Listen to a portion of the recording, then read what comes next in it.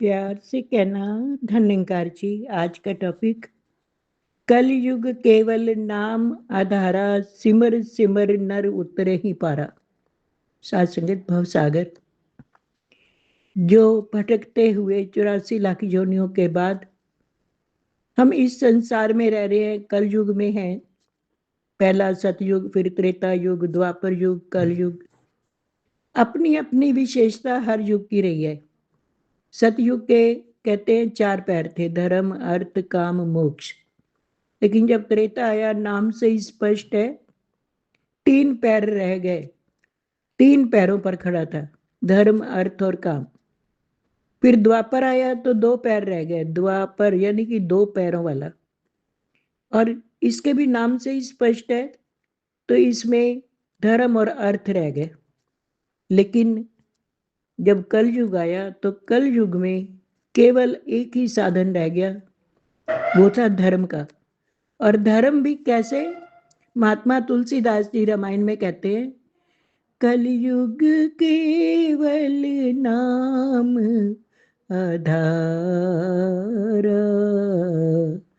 सिमर सिमर नर उतरहि पारा। इस भव सागर को पार करने के लिए अब 4 साधन नहीं है, अब केवल एक साधन है, और वो है सिमरन का।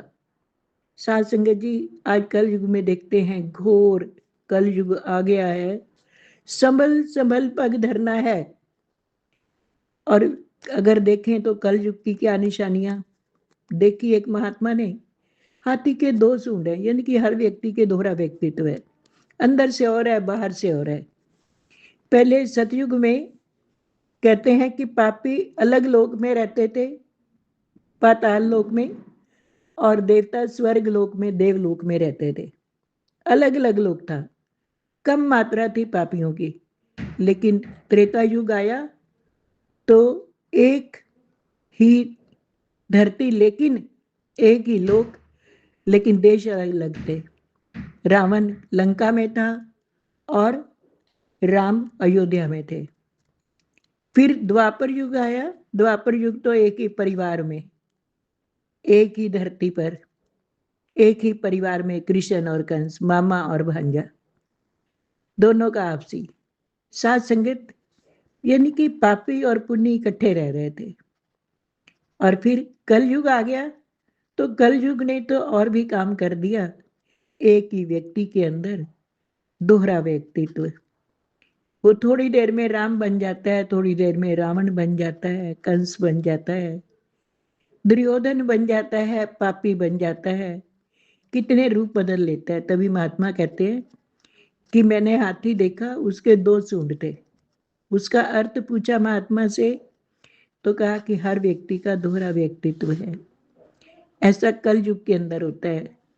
पहले अच्छे विचार होंगे, लेकिन थोड़ी देर में पता नहीं कब बदल जाएगा, पता ही नहीं चलेगा। गाय बछड़े को चाट रही थी, देखा एक महात्मा ने, कहा कि माँ अपनी बेटी के घर को ही खा रही है। जो पहले माँ बाप बेटियों के घर पानी भी नहीं पीते थे, आज कैसा वातावरण हो गया है कि बेटियों के घर में ही रह रहे हैं। और इसी प्रकार चट्टान वृक्षों को तोड़कर आ रही है, लेकिन छोटे से पेड़ पौधे से आकर रुक गई है। पूछा इसका मतलब क्या है, तो बताया कि भगवान का नाम सहारा है। क्योंकि वो बड़े बड़े पेड़ों को तो काट के आ रही है, लेकिन जैसे ही भगवान का छोटे से पेड़ का सहारा मिला, कल युग केवल नाम आधारा, सिमर सिमर नर उतरे ही पारा। परमात्मा का सहारा मिलते ही वो अपना टिक गई है, रुक गई है, वो बाढ़ नहीं आ रही है। इसी प्रकार दिखावा हो रहा है, स्वार्थ है, सच्ची प्रीति नहीं है। साथ संगत, और कैसे परेशानियां जीवन में आती हैं, दुख आते हैं, कंटीली झाड़ियां हैं, लेकिन उनसे बचने के लिए जैसे हम छाते का प्रयोग करते हैं, छाता होता है तो वो हमारे को बारिश से, तूफान से, आंधी से बचा लेता है। हम ओट ले लेते हैं दीवार की, तो हम बच जाते हैं। इसी प्रकार सिमरन भी हमारी ओट है, हमारा आधार है। एक छोटा सा खंबा लगाते हैं, उसके ऊपर पिलर खड़े कर देते हैं छोटे से और उसके ऊपर छत बन जाती है, सहारा मिल जाता है। ऐसे ही प्रभु के नाम के सिमरन का पिलर आधार जब जीवन में अपना लेते हैं तो मुश्किलें अपने आप दूर होने लग जाती हैं।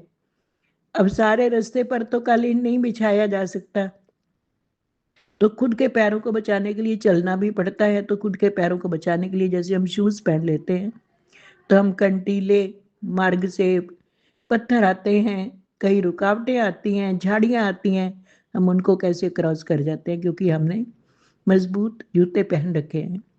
हमने सिर पर अगर छाता ले रखा है, पैरों में शूज पहन रखे हैं, तो हम बच जाते हैं परेशानियों से, दुखों से, मुसीबतों से। ऐसे ही परमात्मा के नाम का जब हम सिमरन करते हैं तो हम दुखा कलेशा दा नाश तेरे नाम भजंदा परताप। और सिमरन क्या है? सिमरन की सुध यूं करो, ज्यों गागर पनहार हाले डोले सुरत में, मन में करत विचार, राम नाम आराधिए भीतर भरिए भाव, देव दया अवतरण का आधार चौगना चाव। राम नाम का आधार लेना है। और आज कल युग में वक्त दे हाकिम